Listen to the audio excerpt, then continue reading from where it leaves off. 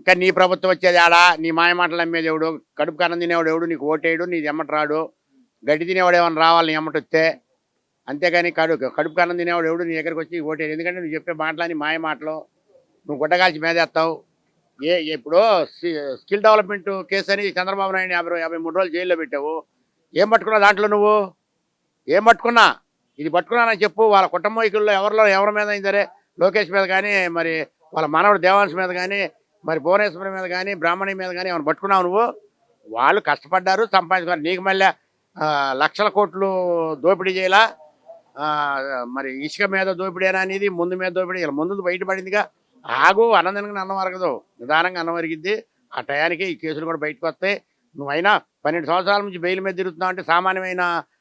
మోడీ గారి దన్ను అమిత్ షా గారి సామాన్యమైన కన్నుందా నీ మీద నిన్ను వాళ్ళు బయటేసి తిప్పుతున్నారు ఇది ఎప్పటికీ ఇది పనికొచ్చేది కాదు నువ్వు బయట ఉండేవాడివి కాదు నీకు ఎప్పుడో రాజమండ్రి జైలు బళ్ళారి జైలు నీకోసం ఎదురు చూస్తుంది జగన్మోహన్ రెడ్డి ఇప్పటికైనా మాట్లాడుతూ సక్రంగా మాట్లాడుతూ నేర్చుకో అంతేగాని నువ్వు ఆయాల 3 రాజ్యాలు శిబిరం పెట్టావు ఇవాళ పెట్టురా దమ్ము ధైర్యం ఉంటే ఇవాళ పెట్టి చంద్రబాబు నాయుడు మీద పోరాడు తెలుగుదేశం పార్టీ మీద పోరాడు మాకు 3 రాజ్యాలు కావాలని నువ్వేదో ఒక రాజ్యాన్ని పెడుతున్నావు అని అడగండి ఇలా ఆయాల మమ్మల్ని జైల్లో వేసి మమ్మల్ని బేడీలు వేసి చేయడం కాదు ఇవాళ చేయండి మీరు 3 రాజ్యాలు చేసి 3 రాజ్యాలు శిబిరాలు పెట్టి చంద్రబాబు నాయుడు మీద పోరాడండి అది మీ మగతనం ఏందో తెలిసిద్ది మా ఇంటికి బేకలేడు సింహం వస్తుంది పులి వస్తుంది ఏంది వచ్చేది బూతులు వస్తున్నాయి నా నోటికి మీరు మాట్లాడే మాటలకి